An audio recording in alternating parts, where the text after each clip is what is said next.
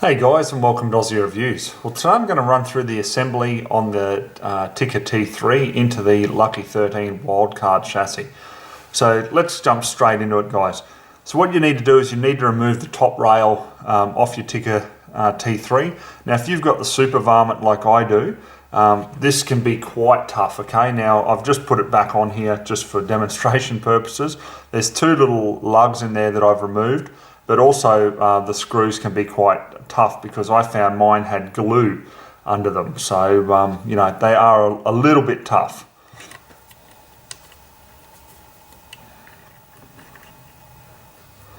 Okay, so at this point, guys, if your top rail doesn't come off, okay, like mine, because it had a lot of glue underneath, all you need to do is just use a heat gun. If you don't have a heat gun, just get the other half's hairdryer, heat this up till it's fairly warm, and just using a rubber mallet, just tap, and it actually will come off, okay? You might have to give it a fair few taps, but it will come off, and then you will see the glue at the bottom. So you can put aside the Picatinny rail and the actual screws that it comes with because you obviously don't need them anymore. Now we'll go ahead and remove the magazine, put that to one side because you won't need that anymore because when you upgrade to this chassis, you'll be using a 10-round magazine, but we'll go into that in a little bit later in the review.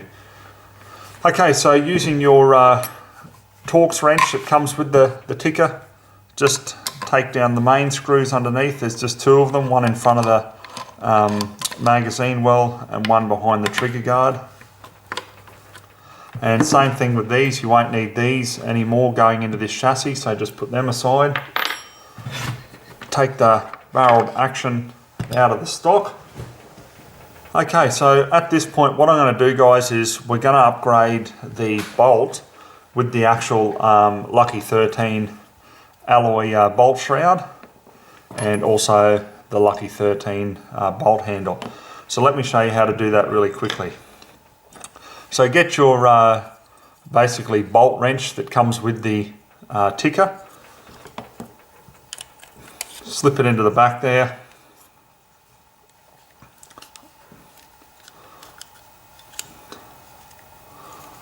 Turn all the way around.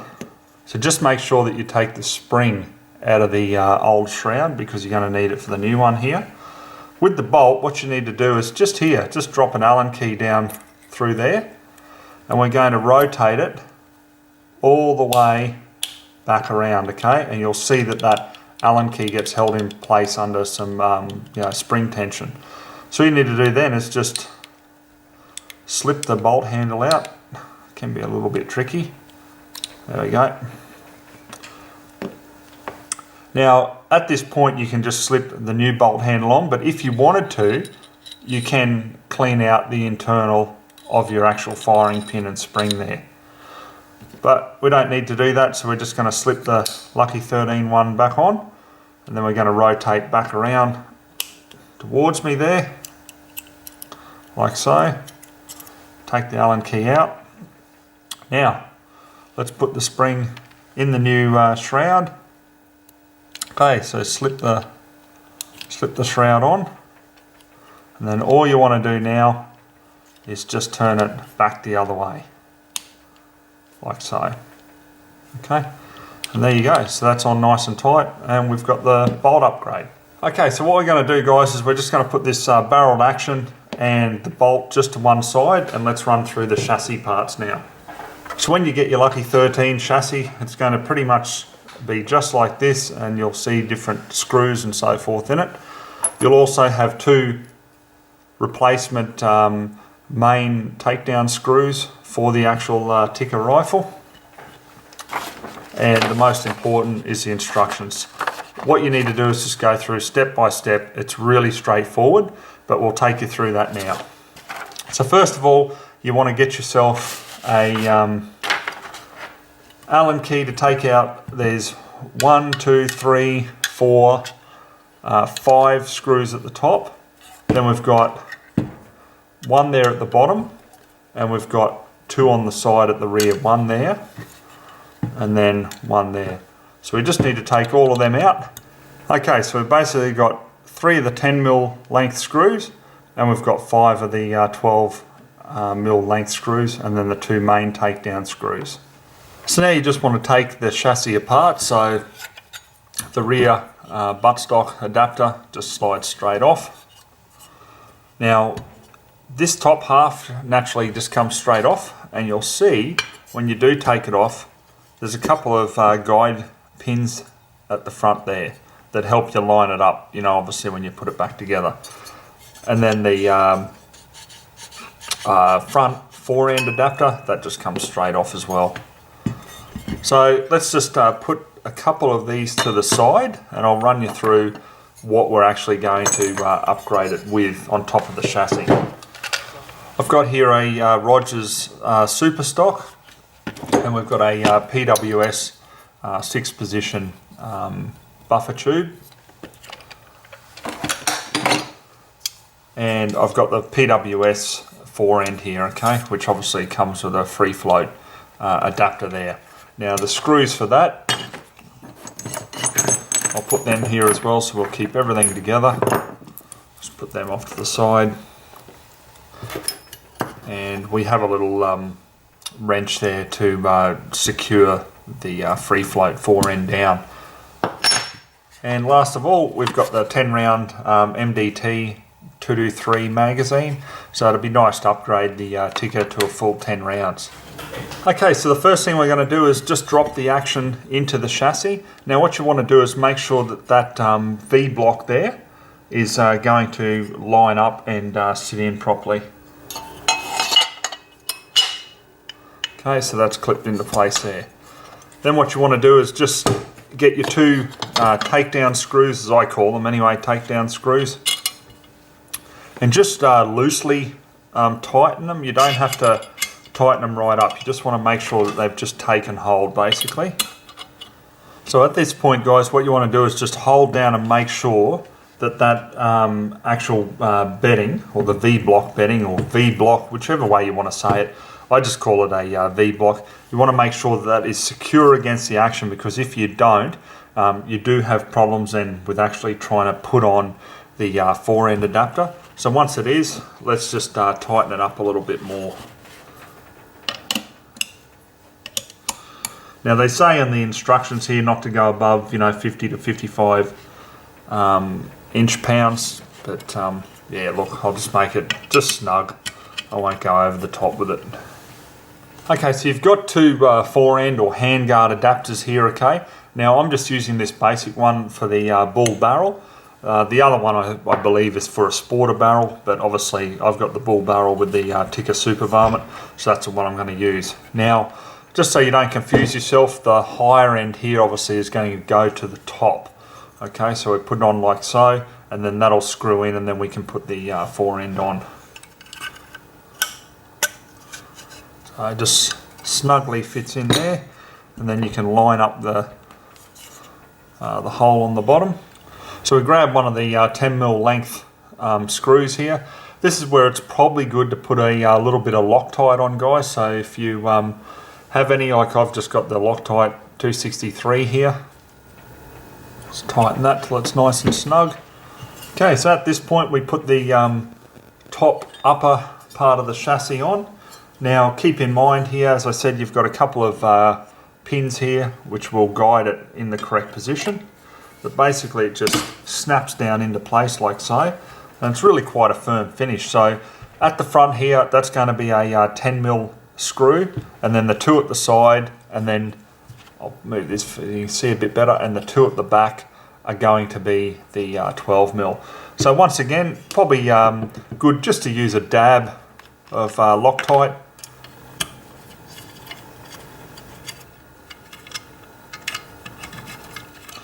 Now the two at the front.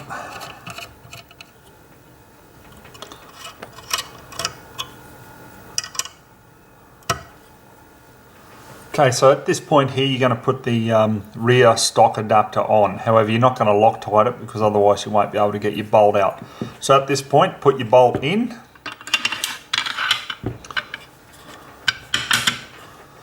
And then put the rear adapter on.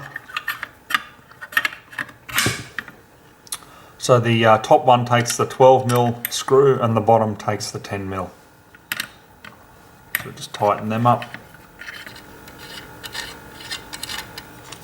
Okay, so now we're going to screw on the buffer tube.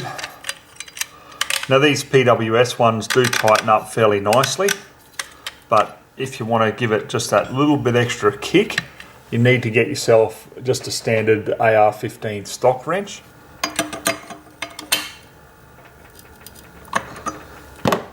And we're pretty nice and secure there. So we slip the stock on. So any of these adjustable AR stocks, okay, to actually get them on, you'll see the adjustment tab there, but you've actually got to pull it up further, okay, so, or pull down depending on which way you're looking at it. So you've just got to get the tabs both sides, pull down, and then just slip the stock straight on. Okay, so you'll get to a position there where it doesn't seem like it's going to go on any further. Just pull down, and then it'll slide on from there.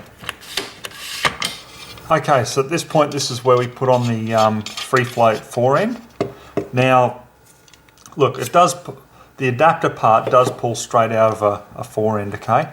Now you need to be able to get this lined up correctly so that basically your Picatinny rail is even with the Picatinny rail on the chassis. Otherwise, if it's offset, it's just going to look a little bit silly, and you know, you want to get it all flush.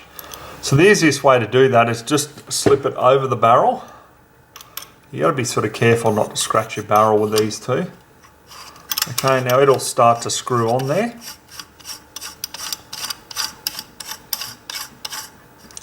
So what you want to do is get it lined up. So these two notches are basically straight with the top there. Okay, get it as close as you can see so it'll get too tight there, so we've got to wind it back. And then to actually tighten it, you basically use the nut there. You can just do it with your finger to start with, and then you can just tighten it up even more. Okay, so once that's aligned and nice and tight, you want to just slip over the handguard. Okay, then you'll have the holes line up. If you don't, then there's something definitely wrong. So you just want to put, and you're probably wise to use just a little bit of Loctite on these as well. We've got 6 screws to put in, so we'll just put a dab of Loctite on them and tighten everything up.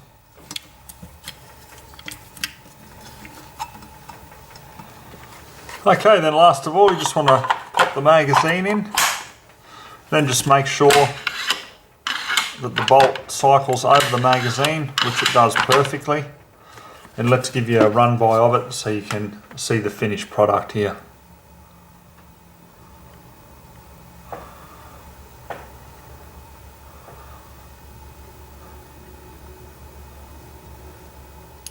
Okay, so now basically because you have like an AR platform with regards to your you know, sight and head positioning and so forth, because it's very flat, okay, compared to conventional type firearms, you're going to need something with extra high rings. So I've gone for the American Defense Manufacturing, the AD Delta 1-inch standard rings. So this is them here. You know, they come with a base and quick release and everything. Look, so they're pretty high end. I mean, these are $399 from Cleavers, so you know, they've cost me a fair bit. But at the end of the day, they're extremely high quality. So you know, once you get the correct eye relief and the position there, you can get them on, no problem at all, and it will give you that exact correct height that you're looking for. So let me throw a scope on it now, and we'll get this mounted up. Okay, so here it is complete, guys. We've got the Schmidt & Bender 2.5 to 10 by 40 scope on top. It's all done. How about we get out now, put a couple of rounds down range, and you can just see it in action. Alright, so guys, if you remember from the previous Tikka Super Varmint review that I did, I mean that was a couple of years ago now, the Hornady ammunition was the one that performed the best. You know, and we got 1/2-inch 5-shot group there at 100. So I've got it bore sighted now, so all I did was just leave the rear stock adapter off, take the bolt out, and I was able to bore sight it there at 100. So we should pretty much be on. So I'm going to fire 5 rounds through, just see if it improves the accuracy and just the general feel of my rifle now that it's in this chassis.